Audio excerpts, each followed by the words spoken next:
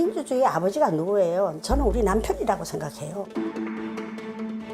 7년 두 분을 하려고 불란서식으로 7년 두 분 하려고 그러다가 7년 신을 3번 해야 되겠다. 4번에 이런 아주 불행한 사태가 일어날까봐 딱 나는 7년만 해서요. 저는 검찰의 소환 요구 및 여타의 어떠한 조치에도 협조하지 않을 생각입니다.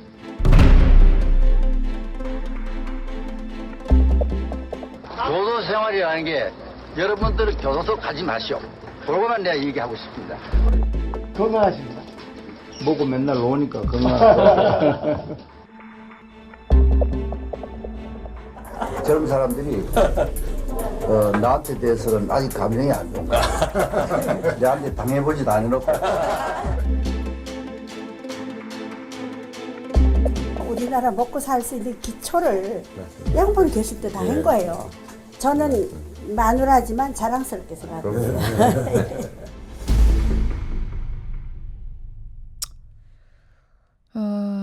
전두환 씨, 이순자 씨의 그동안의 어록이라고 해야 되나 말들을 좀 정리해봤습니다. 특히 웃음소리가 상당히 좀 귀에 거슬리는 면이 있네요. 특히 2004년에 젊은 사람들이 나한테 감정이 안 좋아요. 나한테 당해보지도 않았으면서 라고 하면서 웃네요.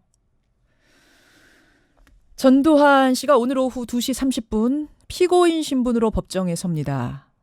2017년 4월에 펴낸 회고록에서 5.18 민주화 운동의 당사자 고 조비오 신부를 향해서 성직자라는 말이 무색한 파렴치한 거짓말쟁이다 이렇게 비난을 한 혐의로 지금 명예훼손 혐의로 기소가 된 겁니다. 그동안에는 알츠하이머에 걸렸다라면서 재판에 불출석을 하고 또 지난 1월 재판에서는 독감에 걸렸다 해서 불출석을 했죠. 그러다가 재판부가 이제 구인장 발부하겠다 하니까 그럼 가겠다 해서 오늘 가는 겁니다. 예. 잠시 후 한 8시 반경에 연희동 자택을 나설 것으로 보이는데요. 자, 연희동 집 앞에 가 있는 CBS 오수정 기자 연결을 해보죠. 오수정 기자. 네, 안녕하십니까. 예, 지금 이제 8시 5분 넘어서고 있는데 현장 분위기 어떻습니까? 네, 지금 지지자들 집회로 자택 앞이 시끄러워서 저는 약간 떨어진 곳에 와 있습니다. 예, 예. 지금 방송을 통해서도 소리가 조금 들리십니까? 들리네요. 예. 네, 지금 전 씨의 집 주변은 보수단체 회원이 조금 전부터 모여들면서 재판 반대를 외치고 있고요. 또 취재진과 경찰도 섞여서 굉장히 어수선한 모습입니다. 예. 지금 누가 나올 기미는 아직 안 보여요? 네, 아직까지 자택을 나오는 사람들은 보이지 않고 있습니다. 새벽부터 전두환 씨 자택에는 커튼이 쳐져서 불빛도 새어나오지 않고 있는데요. 예, 예. 다만 자택 안은 출두 준비로 분주한 것으로 보입니다. 새벽 6시쯤에는 예. 네, 전 씨의 참모가 자택 안으로 들어가는 모습이 발견되기도 했습니다. 지금 이제 소리가 오수정 기자 좀 떨어져 있기 때문에 간간히 들리는데 집 앞에 지지자들 한 몇 명이나 모여 있습니까, 오 기자? 네, 원래 집회 신고가 된 인원은 300여 명 정도로 신고가 돼 있는데요. 지금 그렇게까지는 보이지 않고 약 100여 명 정도가 100여 명. 태극기를 들고 전두환 씨의 광주 정자실을 강제 가지 말자고 예, 지금 예. 주장을 하고 있습니다. 데려가지 말라고. 네, 가지 그렇습니다. 말라고 광주. 그럼 한 100여 명 정도가 이제 지지자가 모여 있고 반대하는 사람들은 없어요. 전두환 씨에 대해 항의하고 뭐 이런 분들은 안 보입니까? 네, 반대 집회는 계획돼 있지 않고 있는데요. 그래서 아직까지 충돌 상황도 일어나진 않고 있습니다. 그렇군요. 평소에 경호 인력이 한 5명 정도 붙어 있는 걸로 제가 알고 있는데 지금은 어떤 경호 인력은 어떤가요? 네, 평소에 전두환 씨 경호에는 의경 60명 정도가 배치되는데요. 오늘 아침부터는 보수단체 집회가 예정돼 있는 만큼 별도로 2배 정도의 경호 인력이 더 배치된 모습입니다. 예, 예. 또 오늘 전 씨의 재판길에는 서대문 경찰서 소속 형사 11명이 전 씨의 차를 따라갈 계획입니다. 또 경찰 경호대도 전 씨를 따라서 광주로 향합니다. 그러니까 5명은 밀착 경호를 하는 사람이 5명인 거고 집 주변을 지키는 사람 한 60여 명 되는데 그게 2배로 늘어나는 거군요. 광주까지 네. 동행하는 인력은 11명 정도가 되고요. 네, 그렇습니다. 예, 예. 지금 점점 소리가 좀 시끄러워지고 있네. 몸싸움이 있는 겁니까? 이게 무슨 소리예요? 네, 지금 구호를 외치고 있는데요. 5.18 유공자의 명단을 공개하라거나 또 광주에 내려가지 말라고 구호를 계속 외치고 있습니다. 이게 구호 외치는 소리군요. 8시 반 정도에 집을 나서게 되면은 이게 뭐 어차피 도로 통제하고 이러면 1시 반쯤 광주지법에 도착을 할 텐데 오늘 일정 네. 한번 짚어주시죠, 오 기자. 네, 전두환 씨는 잠시 후 8시 30분쯤에 집을 나와서 광주지법으로 출발합니다. 준비된 승용차 안에는 부인 이순자 여사와 변호사가 함께 탑승할 것으로 보입니다. 서울에서 광주까지 3시간에서 4시간 정도가 걸리는 만큼 예. 전 씨의 차는 오후 1시 30분쯤에 광주에 도착할 것으로 예상됩니다. 예. 경찰은 전 씨가 법원에 도착하면 구인장을 집행할 계획인데요. 다만 전 씨가 자진 출석하는 점 그리고 고령인 점을 이유로 수갑은 채우지 않는다는 계획입니다. 예. 제가 조금만 부연 설명을 하자면 88세입니다. 올해 88세고요. 1987년에 광주를 방문한 게 마지막입니다. 87년 이후로는 지금 처음 가는 거고요. 이순자 씨가 오늘 차에 같이 탑니다. 법정에도 같이 옆에 섭니다. 그 이유는 24시간 둘이 같이 있대요. 이순자 씨가 잠시라도 없으면 불안한 증세를 보이기 때문에 이순자 씨가 반드시 옆에 있어야 한다 했고 법원에서는 그걸 받아들여줘서 법정에 나란히 앉는 것으로 이렇게 돼 있다고 합니다. 오수정 기자. 네. 일단 여기서 끊고요. 잠시 후에 그 자택에서 나오는 장면이 포착되면 잠깐이라도 다시 연결을 하겠습니다. 네, 알겠습니다. 예, 고맙습니다. CBS 오수정 기자 먼저 연결해봤습니다. 연희동 전두환 씨 자택 앞이었고요. 광주로 가보겠습니다. 오늘 재판에 소송 대리인을 맡고 계신 분이세요. 민변 광주 전남 지부의 지부장 김정호 변호사 만나보죠. 김 변호사님 나와 계세요. 예, 안녕하십니까. 예, 지금 월요일 아침 광주 분위기는 어떻습니까? 사실 뭐 재판 자체에 대해서 상당한 역사적 의미를 부여하면서도 이런 재판일수록 더 차분하게 신중하게 의연하게 대응하자 이런 분위기 같습니다. 시민들이. 예. 예, 차분한 분위기. 저도 뭐랄까요, 소식을 들은 것이, 그러니까 이제 전두환 씨가 지금 1987년 이후로 처음 오는 거기 때문에 상당히 격앙될 수 있고, 뭐, 막 나와서 항의하는 분들도 계실 수 있고, 계란이 투척될 수도 있고, 이런 모습들이 벌어질 수도 있겠구나 했는데, 이러지 말자. 오히려 자제하고 차분하게 하자 해서 인간 띠끼 같은 걸 오늘 한다고 들었어요. 예, 그렇습니다. 사실은 그 전두환 씨가 반성과 사죄를 하면 좋겠는데, 전두환 전 대통령이. 근데 반성과 사죄를 못한다면 최소한 예. 침묵이라도 해야 한다고 생각하는데 이 회고록을 내서 이 재판까지 받게 됐잖아요. 그래서 사실 이 상황은 되게 분노하는 상황이긴 합니다. 하지만 분노를 승화시켜서 성숙한 시민의식을 보여줘야 된다. 그래서 사법제도에 의해서 판결받게 하는 것이 맞겠다. 예. 그럼 시민들의 그런 마음들이 담겨있는 자세라고 보여집니다. 예, 그렇습니다. 예. 기소가 된 게 지난 5월 3일입니다. 작년 5월 3일. 그러니까 이제 1년이 거의 다 돼가는 건데, 김 변호사님, 일단 그동안의 상황 한번 쭉 정리해 주시죠. 2007년 4월에 이제 전두환 회고록이 출판됐고요. 예. 그로부터 1년 있다가, 1개월 있다가 바로 이제 고소를 했습니다. 그리고 1년 있다가 작년 5월 3일 날 기소가 됐고요. 근데 올해 1월 7일 재판까지 한 번도 출석하지 않으셨죠. 그렇죠. 그래서 뭐 각종 이유 재판 준비를 하겠다, 이송 신청을 하거나 예. 또 알츠하이머 치매에 걸렸다, 예. 또 관할 이전 신청을 하거나 또 독감에 걸렸다. 이 5가지 이유를 대면서 연기하거나 불출석해서 지금까지 한 번도 출석하지 않았습니다. 예. 그러다가 강제 구인 결정을 내리니까 이제 광주로 오는 건데, 오늘 재판의 핵심 쟁점은 뭔가요? 사실은 이제 2가지라고 보여지는데요.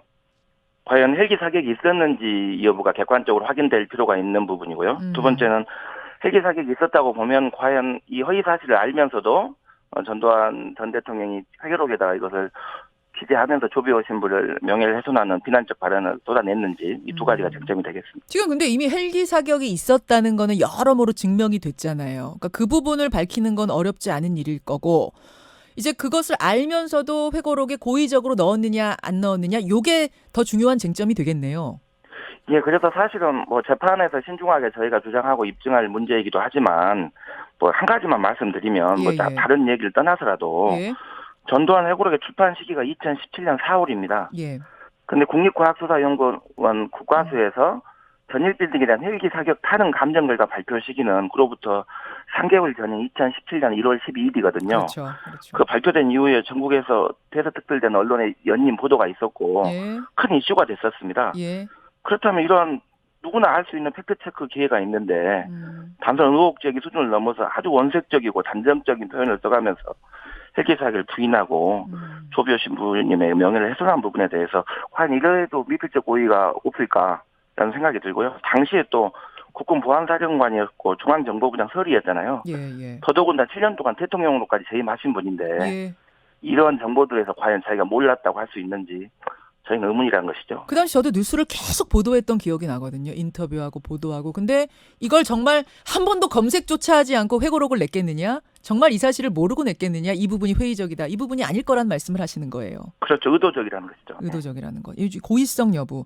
알면서도 거짓말쟁이라고 한 거 아니냐? 이 부분을 한 가지만 더 밝히는 거. 말씀드리겠습니다. 예. 이 부분이 중요하기 때문에 그럼 왜 이 부분에 이렇게 5.18 민주화운동을 평가하지 않으시려고 하고 왜곡하려고 하시는 분들은 왜 이 부분에 집착하는지는 두 가지입니다. 헬기 부분 말씀하시는 거예요? 헬기 예, 사격이 그렇습니다. 있었느냐 예. 없었느냐? 헬기 사격을 왜 집착하냐면 예. 한 가지는 지금까지 자위권 주장을 계속 하시거든요. 시민군이 먼저 무장하기 때문에 자위권으로 부득이하게 발동했다고 하는데 그러기 위해서는 무기 피탈 시간을 조작했던 것이 다 법원의 판결로 확정이 됐습니다. 두 번째 헬기 사격인데 예. 이 헬기 사격이 인정이 되면 지금까지 개헌군이 민간인에게 다 일반적인 폭력과는 질적으로 완전히 달리합니다. 이건 전쟁 시에 그렇죠. 적군에게 한 적대 행위의 전투 행위에 준하기 때문에 그렇죠. 자위권 발동의 모든 논리가 다 무너질 수 있어서 이 부분을 이렇게 집착하는 게 아닌가 싶습니다. 아, 그래서 그런 거군요. 근데 제가 이 부분을 가지고 민정기 비서관, 그러니까 전두환 씨의 입으로 통하는 민정기 비서관하고 인터뷰를 했는데 그때 그 민정기 비서관이 이러더군요. 표현의 자유 아니냐. 자기의 생각을 자기 자서전에다 쓴 건데 그게 무슨 문제가 되느냐. 자서전에 자기 생각도 못 쓰느냐. 이건 어떤가요? 당연히 민주주의 사회에서 극소수 의견이라 하더라도 의견을 표명하는 것이야 당연히 자유죠. 그리고 표현의 자유의 범위에 들어와 있는 것인데요. 저희가 문제 삼는 것은 의견 표현의 영역이 아닙니다. 사실관계를 획득하는 팩트의 영역에서 북한군이 개입했는지 여부나 예. 헬기 사격이 있었는지 여부는 쉽게 입증이 가능하고 팩트체크가 가능한 사실의 영역입니다. 아하. 사실의 영역에서 예, 왜곡을 하는 것은 표현의 자유의 범위가 아니고 그것은 범죄 행위인 것이죠. 그래서 예. 저희 대법원 판례에 의하더라도 예. 허위 사실로 타인의 인격이나 명예를 훼손한 경우에는 예. 표현의 자유의 범위 밖에 있다라고 하는 제국의 위안부 판결에서도 다 확인된 부분에 있습니다. 저희 헌법 21조 사항에도 명시하고 있는 것인데요. 그래서 의견 표현이 아니라 팩트 왜곡이기 때문에 문제를 삼는 것입니다. 논평이 아니라 그러니까 착하다, 뭐 나쁘다, 좋다, 나쁘다, 뭐 멋있다 이런 영역이 아닌 팩트의 영역이라는 부분. 그런데 김 변호사님, 예. 그 이제 민정기 비서관이 그때 저랑 인터뷰를 하면서 또 무슨 얘기를 했냐면 이게 전두환 회고록이지만 사실 최종 마무리 집필은 내가 했다. 고 조비오 신부를 거짓말쟁이라고 표현하고 고 피터슨 목사를 사탄이라고 표현한 것도 내가 마무리 작업할 때 쓴 거다. 이런 이야기를 하시더라고요. 만약 이 주장이 사실이라면 민 비서관 주장이 사실이라면 전두환 씨는 책임이 없고 민정기 씨가 책임을 져야 되는 건가요? 어떻게 되는 건가요? 좀 사실은 뭐 황당한 주장이긴 하지만 민정기 씨의 주장이 사실이라면 이것은 출판 자체가 사기라는 것이죠. 전두환 전 대통령 이름으로 출판된 것 자체가 사기라는 것이고 만약에 사실이 아니라면 전두환 전 대통령의 책임을 희석하고 물타기라는 또 다른 꼼수라고 보여지는데 왜냐하면 회고록이라는 것은 기본적으로 자신이 회고하는 내용을 기재하는 것입니다. 예. 그리고 그 영상 내용이 어려우면 예. 구술을 하면서 간접적 방식으로 기재할 수는 있죠. 예.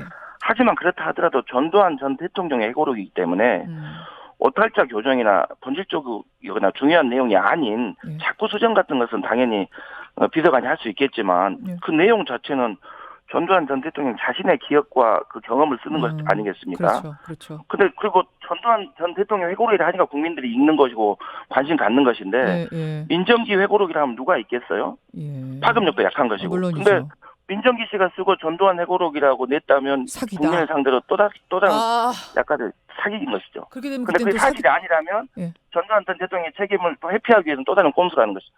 어떤 내용이어도 문제가 있다고 봅니다. 어떻게 해도 문제다. 자, 오늘이 사실상 첫 공판입니다. 이렇게 되면 1심 판결은 언제쯤 내려질 걸로 보세요? 사실은 이 재판은 그 헬기 사격이 있었는지 여부와 거기에 대한 인식이 있었는지만 보기 때문에 쟁점은 간단합니다. 예. 그리고 국방부의 발표도 있었고 전일 빌딩이 움직일 수 없는 탄핵의 흔적이 남아 있습니다. 있죠. 성실하게 진정성 있게만 임한다면 재판이 길게 갈 일이 절대 아니거든요. 오히려 변수는 계속적으로 재판에 좀 진정성 임하지 않으시고 성실하게 출석하지 않는 이것이 오히려 변수일 것이기 때문에 재판의 모든 성패나 기간은 전두환 전 대통령의 태도에 달려 있다고 봅니다. 오늘 무슨 말을 할까요? 입을 열까요? 알츠하이머라고 계속 지금 주장을 하고 있어가지고요. 저희는 출석도 중요하지만 출석까지 이렇게 오래 걸렸습니다. 재판이 작년 5월에 기소된 피고인이 예. 출석하기까지 이렇게 오래 걸렸습니다. 예. 출석을 해서도 성실하게 자기가 억울하면 억울한 입장을 밝히면 됩니다. 사법제도 하에서. 예. 예. 그럼 거기에 대해서 증거 의견이라든가 공소시 인정 여부에 대한 의견을 밝히면 되는데 예. 또다시 어떤 표명을 하지 않거나 또 이렇게 회피하려고 하는 그런 진술이 있을까 오히려 저는 그걸 우려하고 있습니다. 그러니까 오늘 반성의 말을 한마디라도 하면 좋은데 반성은커녕 회피하는 발언이 나오지는 않을까 싶어요. 오늘 그런 일은 정말 벌어지지 않기를 바라고 법정을 주시하겠습니다. 예, 김 변호사님 고맙습니다. 예. 민변 광주 전남 지부의 지부장이세요. 김정호 변호사 만났습니다. 김현정의 뉴스쇼는 청취자 여러분의 참여로 이루어집니다. 트위터, 페이스북, 레인보우 게시판, 그리고 단문 50원, 장문 100원의 유료 문자 샵 1212, 우물정 1212 통해 참여하실 수 있습니다. 김현정의 뉴스쇼, 여러분과 함께 만듭니다.